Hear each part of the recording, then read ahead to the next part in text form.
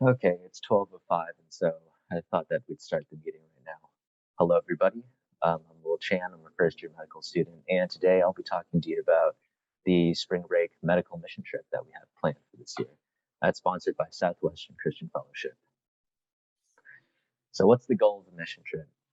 The goal is to provide free healthcare to local churches and community centers in the greater El Paso area. We're going to have medical students, residents, and attendings with us on the trip, so there's going to be a variety of experience. The student to physician ratio will be 5-to-1 or less, so there's going to be quite a bit of mentorship and interaction with that regard. And I want to stress this particularly important point.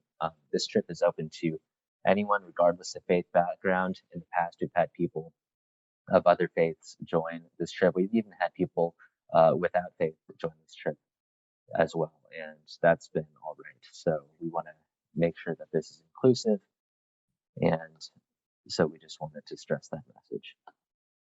Why do this trip? First and foremost, the purpose of the trip is to share the love of God to underserved communities in the El Paso area.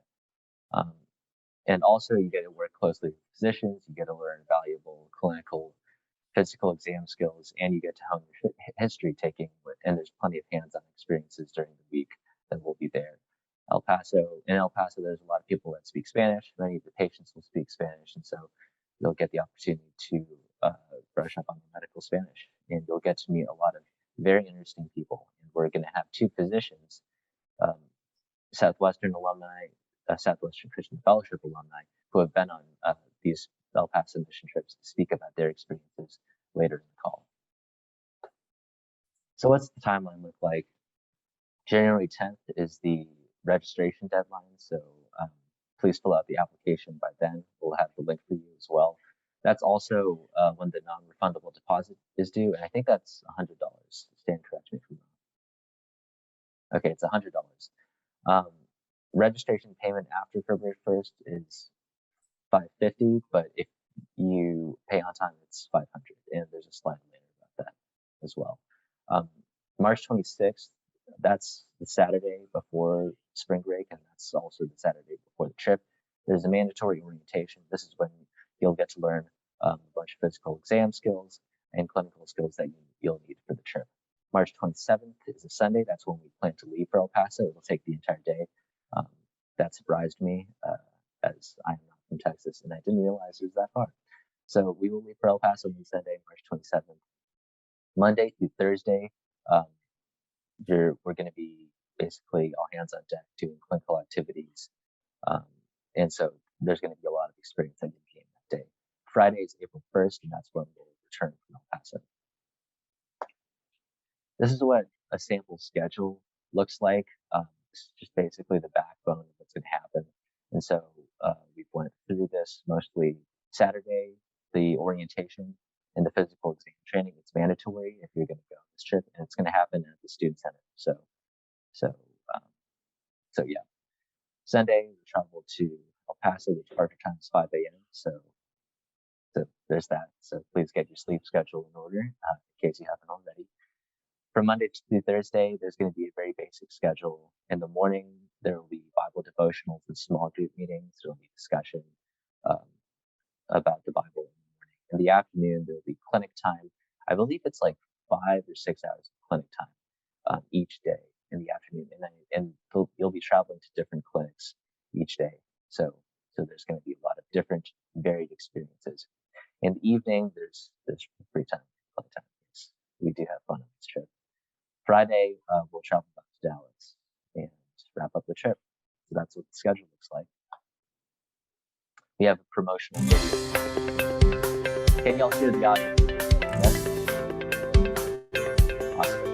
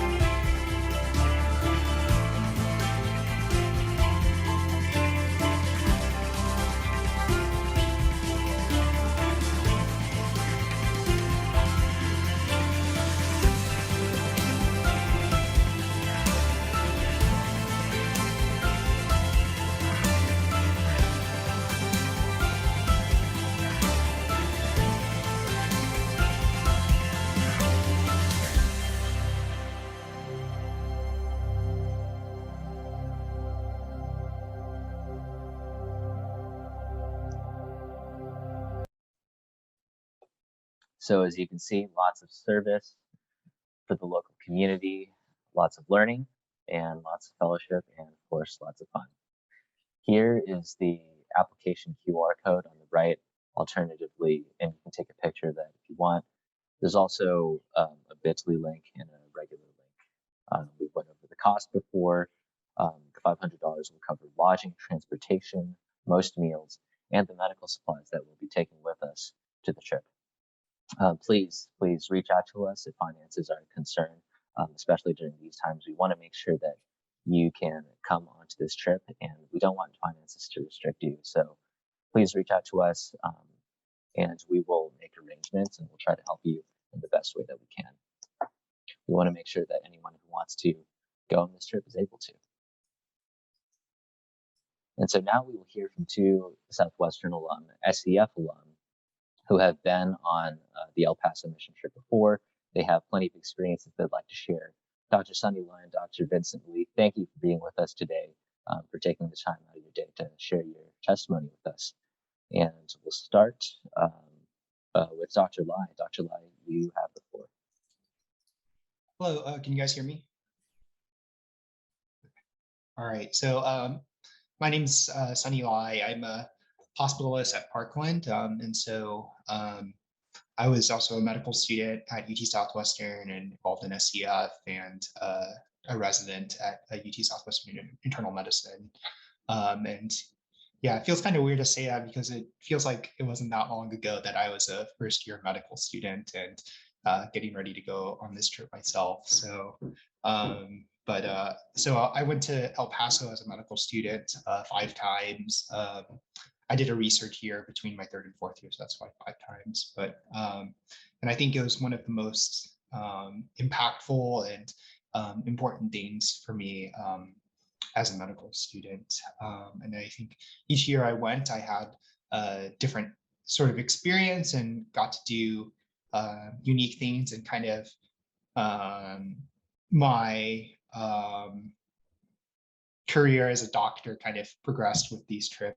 And so kind of the first time I went, it was as a MS1, and I don't know how many of you guys have gotten to do some of the free clinics, or if that's even a thing still with COVID, but I think, you know, as a first-year medical student, you don't really get to see patients and apply your skills all that often. And I think this was sort of one of the times I really got to, you know, spend a week and take a history, do a physical exam on multiple patients a day.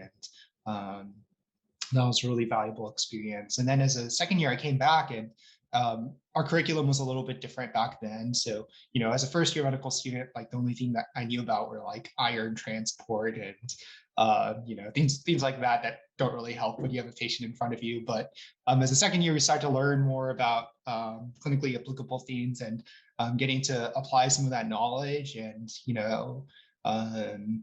learning about hypertension and checking people's blood pressures, and that actually meaning more as a second year. And then going back as a third year and during my research gap year, you know, having done rotations and feeling a lot more confident in my ability to see patients, and getting to see that like I'm seeing these same sort of this same sort of population, and getting to exercise that. And then as a fourth year, going back and with, you know, MS1s and MS2s, and getting to be more of a teacher and leader for those students, I think was really fun. And I think it's also really rewarding because you get to take care of patients who, I think it's probably as close as you can get to being in a foreign country without leaving the United States. There's a lot of people that you'll meet that spend half of their life in Juarez, which is, I don't know how much you guys know about El Paso, but is like directly next to El Paso across the border, and then half of their life in El Paso. You know, I've met people who said things like, you know, the reason why I'm in El Paso now is because I was running from drug cartels, and, you know, getting to provide care for those people who, you know, have a lot of difficulty getting it otherwise, I think is very rewarding. And then I think kind of just a last thing to touch on is the faith experience. So I don't know how many of you in the audience are Christian, but it's something that is very, very important to me. And I think, I remember as a college student, I would always be frustrated.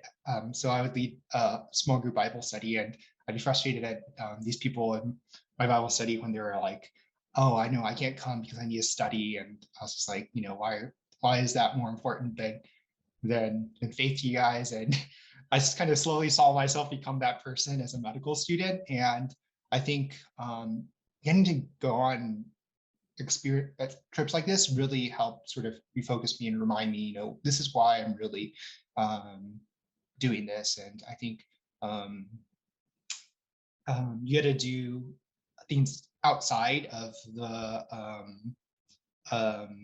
seeing patients, so you get to worship and read scripture with other people who are on the trip with you. And I think really helped in building fellowship and sort of focusing the mission of the trip. And then also getting to share the gospel and pray with patients that we were seeing, because at least I believe that maybe even more so than we're there to be a force for physical healing, we're there to be there for spiritual healing. And I think in many ways some of that was between other students that I was there with the trip. Some of the most memorable experiences I have were from staying up late at night and just sharing stories about who we are and where we come from with other students. And but yeah, so I highly recommend the trip. I think I'm going to get to go this year, so I missed, out of the years that I could have gone, I missed once, and I was very sad that year, but very excited for the trip and for everyone who is going to come. So. Thanks, Sunny. Thank you, Sunny. Thank you, Dr. Lai. And Dr. Lee, if you could share your experiences. Yeah, and hey, it's great to hear from Sunny and Will, and it's great to see everybody here. Hey, I'm Vincent. I'm a second-year psychiatry resident here at UT Southwestern. I also went to med school here. So I went on the mission trip for 3 years. And the only reason I didn't go on year 4 was because that dang COVID. Wow, COVID-19 is now COVID-22. Can you believe it?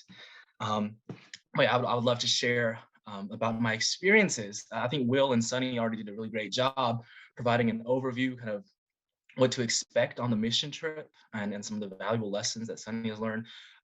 So I'm going to take this from the approach of sharing a patient story, which I think kind of encapsulates and really summarizes a lot of my most valuable experiences from my years on the mission trip. So you know how it is, right? We load up our vans at the clinic or at our home base church in El Paso. Then we drive to whatever clinic site we're going to go to for the day to set up a free clinic, provide some good primary care type care to the patients in and around El Paso. Well, during my MS1 year, spring of 2017, we ended up all the way out in Del City, Texas. Now, this is about 90 miles east of El Paso. It's a beautiful place nestled at the foothills of the Guadalupe Mountains. It's desolate, it's dusty, it's agricultural, sleepy little community. So there we were. We set up shop in their little community center, thanks to their very friendly pastor there who invited us. So at this clinic, it's pretty slow, right? The whole town only has 200 people in it. So I didn't expect too much, but eventually, I got this patient came in, an elderly lady. She was real sweet, and she comes to me saying, "Hey, look, every time I eat sweets, my stomach hurts." And at that point, my MS1 brain was like, "What? that doesn't sound like anything I know." So I go on asking your typical questions. Okay, where does it hurt? Does it radiate anywhere? What makes it better? What makes it worse? Blah blah blah. And look, guys, I'm getting nowhere. Okay. And by the time I'm like, okay, let me put on my stethoscope, maybe I'll auscultate your stomach or something. I was thinking, look, I don't have a lot of knowledge between that stethoscope, if you know what I'm saying. I have no idea what I'm doing. Right? What do you mean your stomach hurts every time you eat sweets? Um, but at some point I realized, okay, look, I don't have a lot between my ears right now. Let me just use my ears, right? Well, let me just listen to this lady, see what her story is. Um, so it turns out that she was actually going through a lot in her life. Her daughter had recently passed away from a car crash. Um, her husband had cancer, and she was helping to take care of him, and that just the emotional burden, right, of both of those things combined with all the other stuff going on in her life, what was just a bit too much for her. And within 10 or 15 minutes of me talking with her, she was just pouring her heart out. She was in tears, right, just sharing all the things that she was facing in her life, right here in the middle of this little community center, this little dusty town, middle of nowhere. um, After that, I brought our attending over, right, and we basically agree, like, hey, your stomach pain, it's probably related to this emotional stress that you're going through. There's not a lot we can do for it in terms of like medications we can give you, or doctors we can refer you to or something, but we can sit here and we can listen, and we can care for you, and pray for you. And that's exactly what we did. And I think it was getting toward the end of the clinic day, um, by the time we saw that patient. So at the end, she actually stuck around, and the pastor got us all together. We stood in a circle and sang Amazing Grace, under the West Texas sunset, and that's how we ended our day, out in Del City, Texas. So that's my patient story, and all that is to make, I guess, a couple of main points that I think were some of the most valuable lessons I learned on the mission trip, and things that I hope that you'll experience when you go on the mission trip. Not if, when you go on the mission trip. Um, Number one, right, like Sunny was saying earlier, our motivation and our purpose behind medicine, right? Like no matter what religious background you come from, whether you're a Christian or not, look, I'm sure you came into med school with some kind of idea about, oh, I want to help people, right? I want to alleviate people's suffering. Um, and med school, especially the first 3 semesters, has this funny way of making you forget all about that. In my first year, med school was all about, hey, how do I make the highest score on the test? How do I, get the most points on step one, right? How do I assimilate all of his knowledge?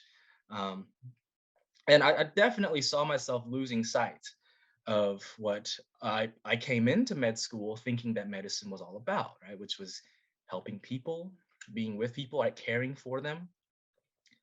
Um, so thankfully, right, there was this mission trip, right, in the spring semester of MS1 to really help put front and center, once again, right, oh, this is what medicine is actually about.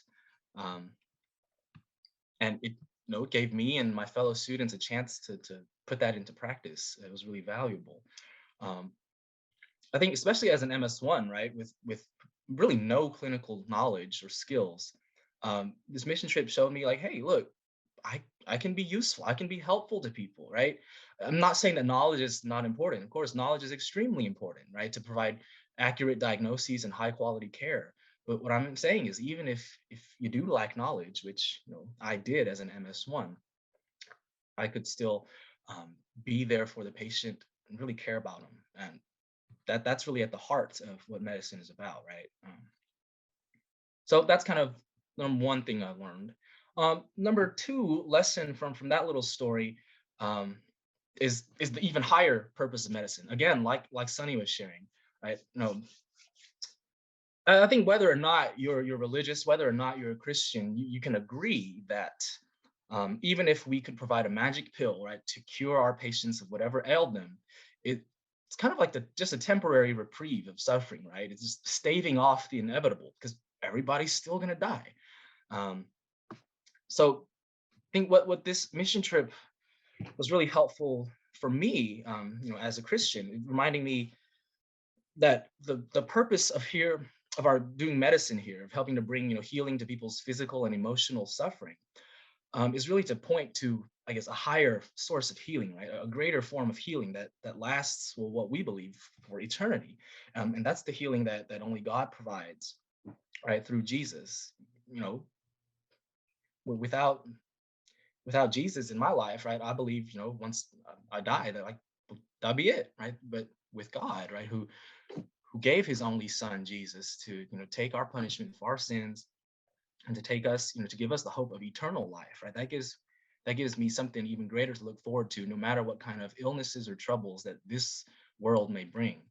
Um, so I guess this mission trip was a great opportunity for me to be reminded of that and to show me just a little bit of how I can, I guess, share God's love, right? Share the same love and care that God has for me with other people, just by being with them, listening to them, praying for them, um, and pointing them to the fact that, hey, there's hope, right? There's hope beyond the sufferings and the pain of this world. And then finally, again, like Sunny was saying, I think one of the most valuable aspects of this trip was being able to do all that with other people. Even when I was in MS1 and it was a normal year, there was no COVID, it was still really hard to get to know my classmates that well. So I feel like the mission trip was the first time I got to know my fellow MS1s and know a lot of the upperclassmen and the residents and the attendings on really a deeper level. And I think it was only after the mission trip, right, that I became like closer friends with a lot of the people in SCF. And it was really great that I was with a bunch of people who were like-minded, right? Everyone on the trip was going there, they sacrificed their spring break. They gave up $500, to help people, right? Everyone was kind of the like mind. We weren't there to gun for our high scores on our next exam or whatever. And I think also very importantly, right, we had all these wonderful mentors and attendings and residents there with us. That kind of gave us all some hope. Like, look, there are these people that have gone before us, who have made it through med school, and who are still practicing medicine in a way that's really focused on caring for the patient, right? That really points to the Christian faith and the greater source of healing and hope that we have. So I think that was really awesome to see and to be mentored in that way. But yeah, I don't know, that's basically it. I could share a lot more, but those are kind of the three main lessons that I've learned from my years on the mission trip. And yeah, I think that if you go on the mission trip, when you go on the mission trip, you'll find a similar experience. So see y'all there. Dr. Lee, when did you go on the mission trips? 2017, 18, and 19. 17, 18, and 19. Okay. And 2019 was the last time that we went, I think. Right. Right. And the last 2 years have been canceled for COVID. Right. Okay. So you've been there three years. Dr. Lee, thank you for sharing your experiences. Thank you.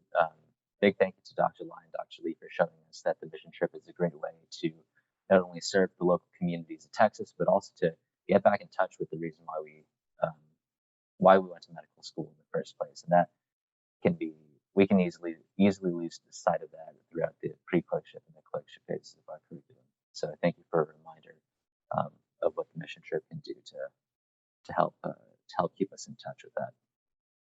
Finally, we have a Q&A. If anybody has any questions, we'd like to open the floor to that. Yeah.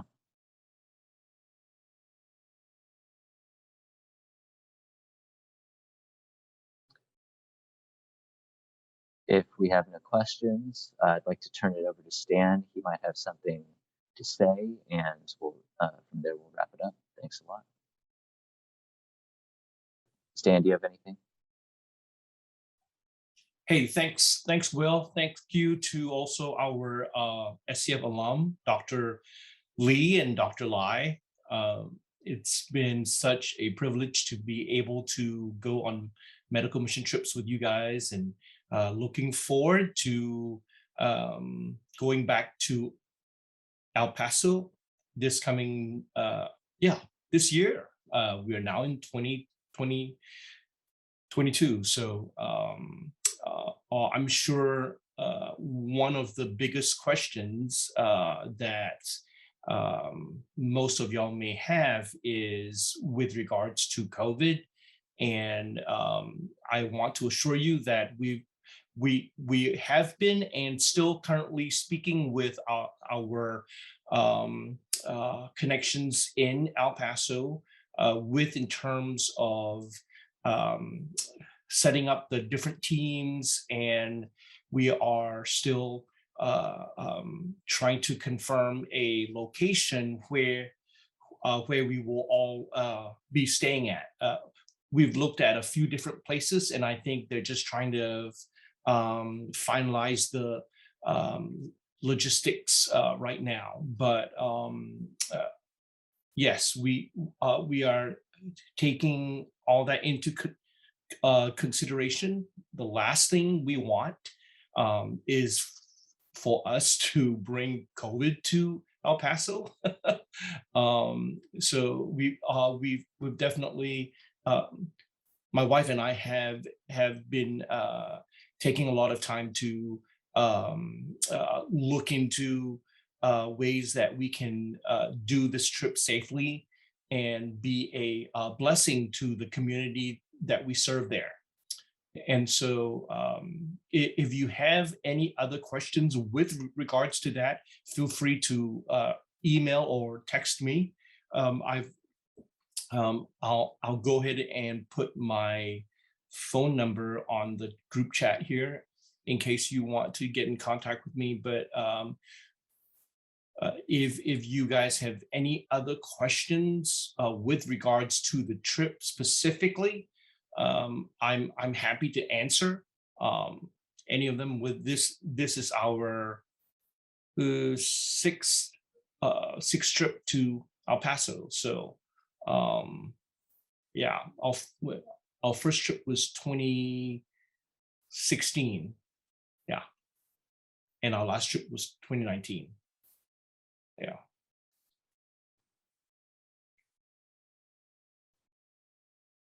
Any questions? I guess everyone's just excited about coming and registering, right?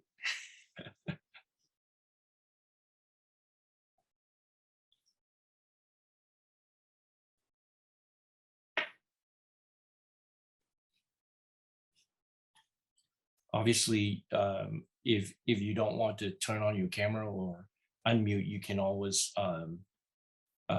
send your questions through the chat.